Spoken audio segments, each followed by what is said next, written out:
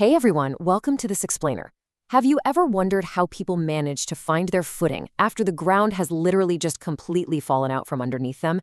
Today, we're diving deep into the psychological science of human resilience, and we're looking at it through the lens of Sheryl Sandberg's deeply personal journey through grief. We're going to map out exactly how the human mind processes unimaginable tragedy, and honestly, more importantly, how it actually recovers. So it's a pretty heavy question, isn't it? How do you move forward when the worst happens? We all face the universal reality of loss at some point. It's a profound question, and it's one that Sheryl Sandberg was forced to confront head-on after the sudden, really tragic death of her husband. When your option A is just suddenly taken away, how do you even begin to live option B? Well, let's dive right into this. This explainer is going to break down how she navigated this devastating personal tragedy and what we can all learn about bouncing back from our own rock-bottom moments. Because through her story and the psychological research she dug into, we're going to unpack a really structured, actionable approach to rebuilding a joyful life. Okay, let's kick things off with Section 1, When Tragedy Strikes. The very first step to finding resilience is acceptance. Healing really begins by validating the reality of the tragedy. We have to acknowledge that, while pain and suffering are inevitable, we actually have a significant amount of control over how long that pain paralyzes us. The way we respond to these events, that's what determines the timeline of our recovery. Moving right along to Section 2, the 3 Ps of grief. Let's look at the traps of the mind that actually cause this emotional paralysis.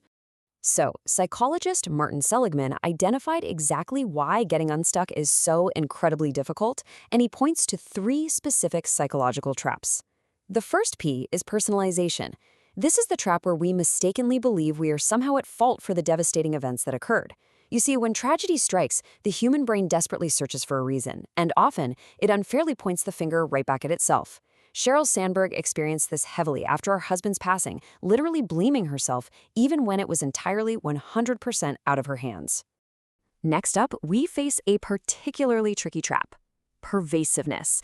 This is that overwhelming illusion that this dark emotional cloud has completely covered every single corner of your existence. You start to feel like because this one terrible thing happened, your entire life, your career, your friendships, your future, is just completely ruined. The sadness feels totally all-consuming. And finally, we have permanence. This is basically the heavy lie our grieving brains tell us, convincing us that the sorrow will never ever end. You feel like the intense pain you're feeling right now in this exact moment is going to be your baseline state forever.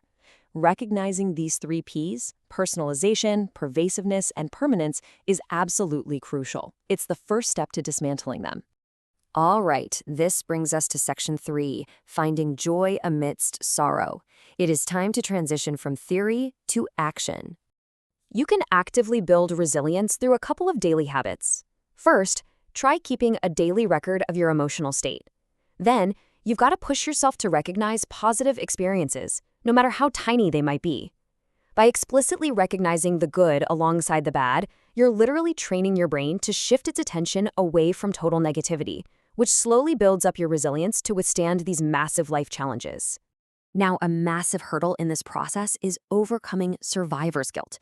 Grieving can leave you feeling deeply, deeply guilty for enjoying life when someone else can't. But we have to actively replace that guilt with a totally new perspective, which is finding purpose and happiness. Because think about it, honoring the deceased actually means finding happiness. That's exactly what our loved ones would want for us. Adding remorse into the mix, that only halts the healing process. Let's shift gears a bit to Section 4, the ultimate resilience test. We're going to look at a pretty extreme true survival story. Back in 1972, a plane carrying a Uruguay rugby team crashed in the freezing Andes Mountains. The survivors faced truly unimaginable horrors. They endured severe frostbite, starvation, and eventually they had to resort to totally desperate measures, including cannibalism, just to stay alive. Out of 33 survivors of the initial crash, only 16 managed to endure those deadly conditions. So, what kept those 16 people alive? It was a really powerful combination of hope and action. They kept hope alive by constantly sharing their dreams with one another. But hope alone wasn't enough, right? They paired it with immediate action, like sending small teams out to find shelter and supplies.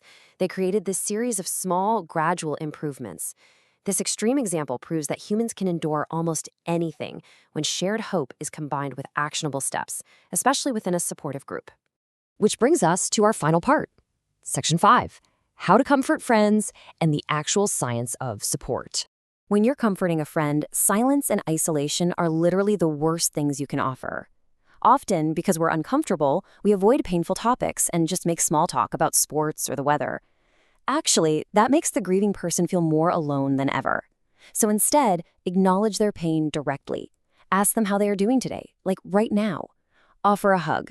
A simple, direct gesture does far, far greater good than just avoiding the elephant in the room. We also really have to stop offering vague, open-ended help. Saying, hey, let me know if you need anything, actually puts the burden of planning right back onto the person who is already completely overwhelmed with grief. Instead, start offering highly specific, actionable support. Say, I'm coming over to help with the groceries, or, hey, I'm bringing dinner on Tuesday. You have to take the guesswork out of your support. This specific type of support actually mirrors this fascinating experiment from the 1970s. Researchers put two groups of people in a highly stressful environment. One group was given a panic button they could press to stop the stressor. The other group was not.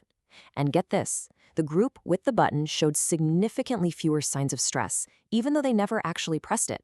Just knowing the button was there, just knowing that help was immediately within reach, calmed them down. So when you offer specific help to a friend, you essentially become their panic button. As we wrap up this explainer, I want to leave you with this final, really powerful thought. Resilience isn't just about pulling yourself up by your bootstraps. It's about leaning on others and allowing others to lean on you. By simply being available, acknowledging pain, and offering specific, concrete help, you provide a profound sense of security. So ask yourself this: how can you act as a crucial panic button for a loved one in need today?